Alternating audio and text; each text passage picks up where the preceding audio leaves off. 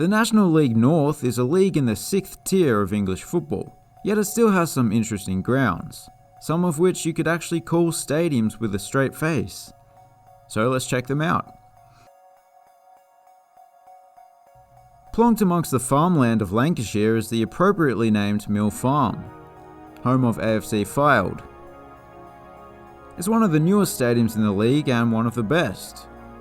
The exterior made of this grey cladding and that tinted glass is looking pretty prestigious.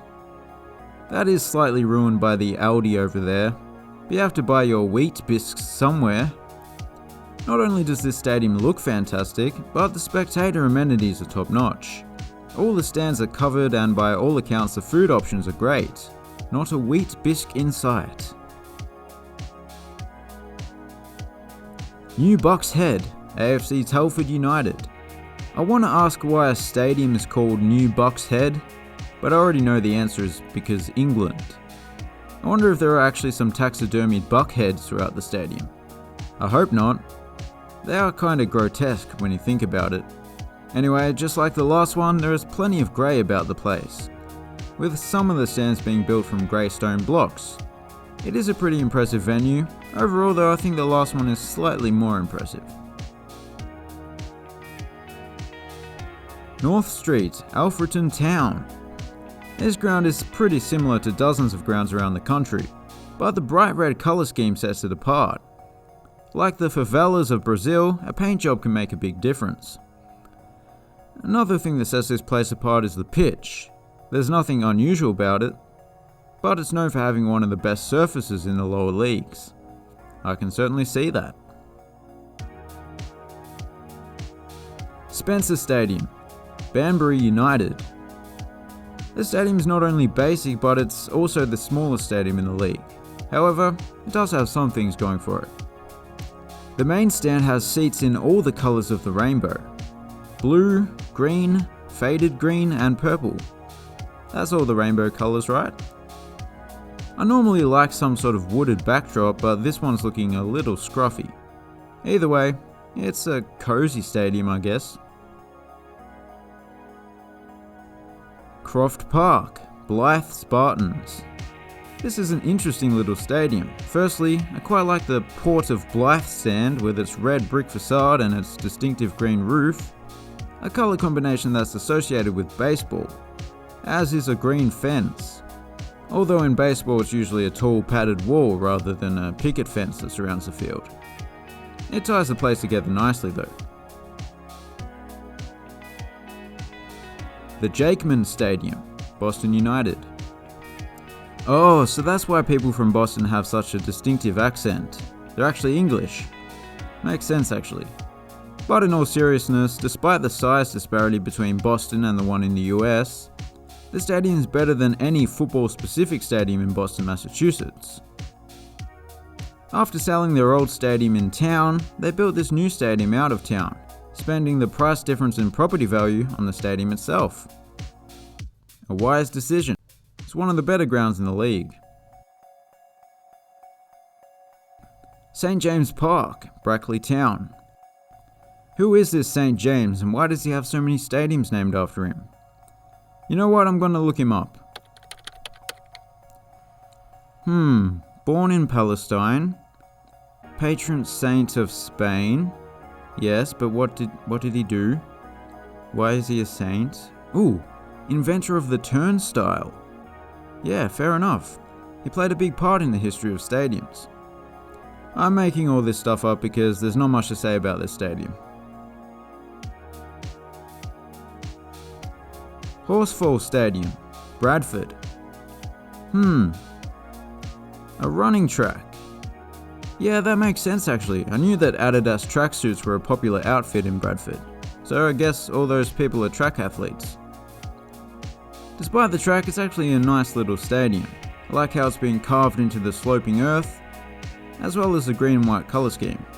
Some of those seats actually came from Lord's in London. The Silverlands, Buxton. The stadium is situated at an elevation of around 300 metres or 1,000 feet, which might not seem like much, but it makes it one of the highest football grounds in professional or semi-professional English football. It is still just 300 metres though. The difference in oxygen levels is obviously negligible. Other than that, spectators can take a peek at the peaks of the Peak District in the backdrop. Jai Guru Deva Stadium, Chester. This ground is known for its unusual geographic situation. It's in Chester, England on paper, but about 99% of the stadium is over in Wales. Of course, Chester fans don't have to sort out a tourist visa to go watch their team.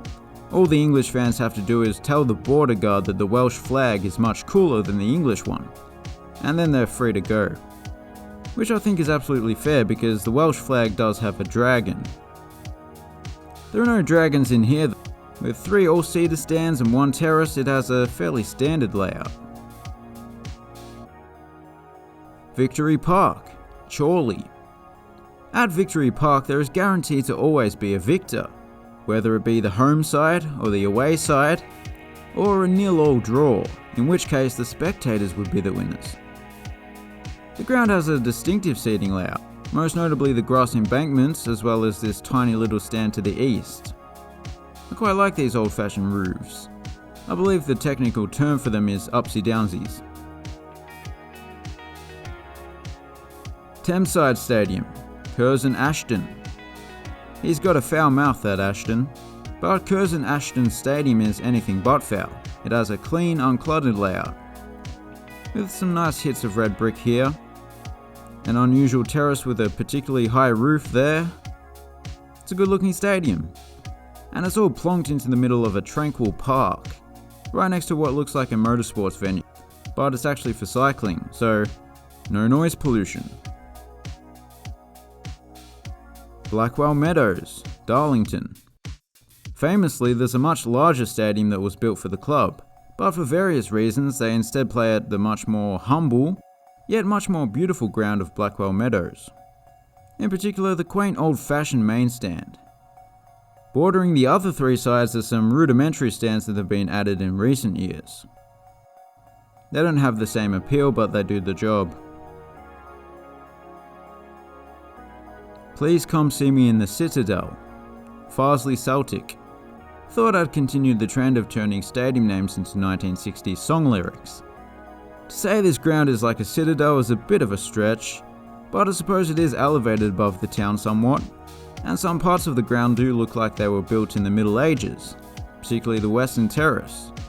That's not necessarily a bad thing.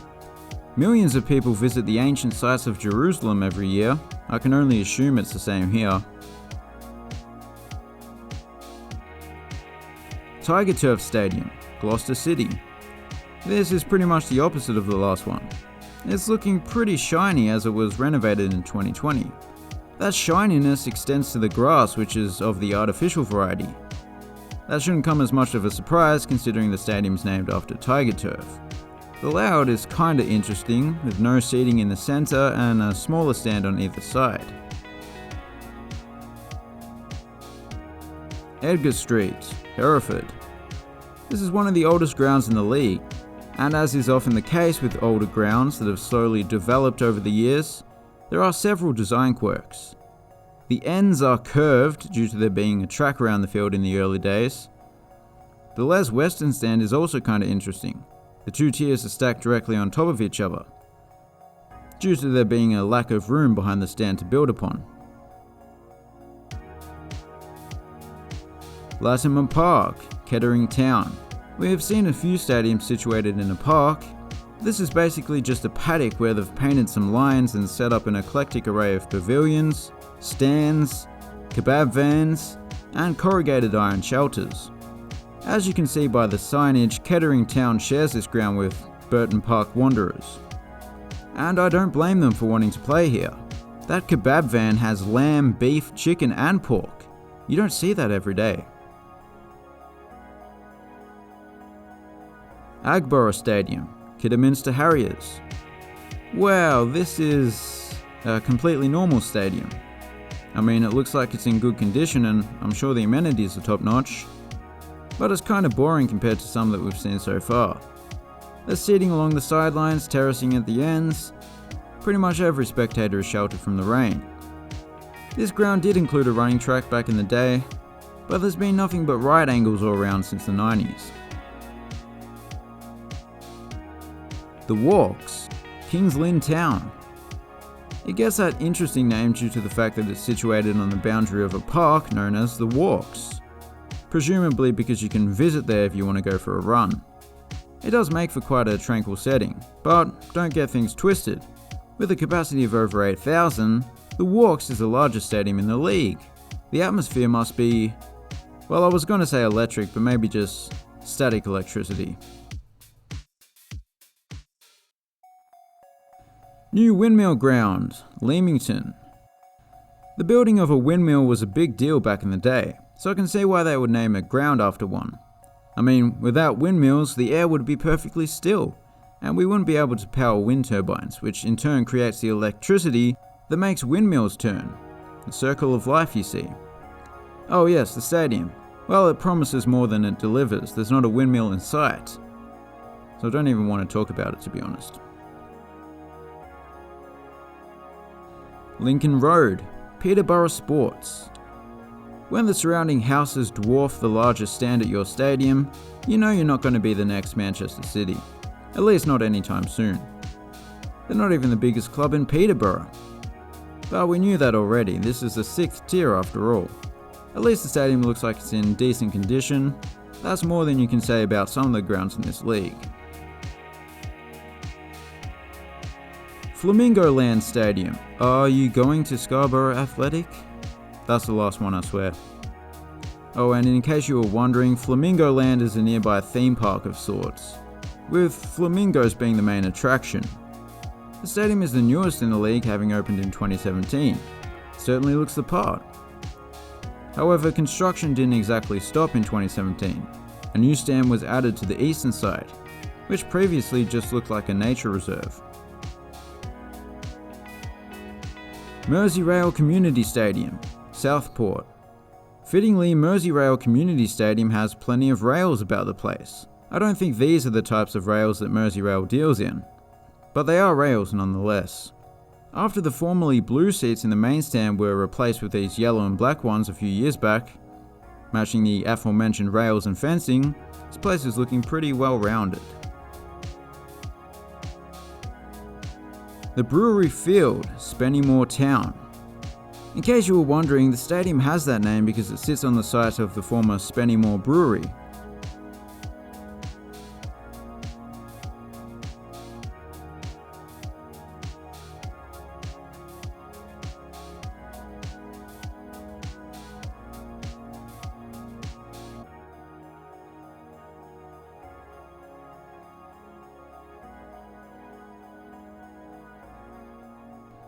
So there you have it. As always, I'll try to pick a favourite. Well, I think it'd have to be Mill Farm, the first one we saw. Great little ground. If you're new, please consider subscribing. Thanks for watching, have a good one.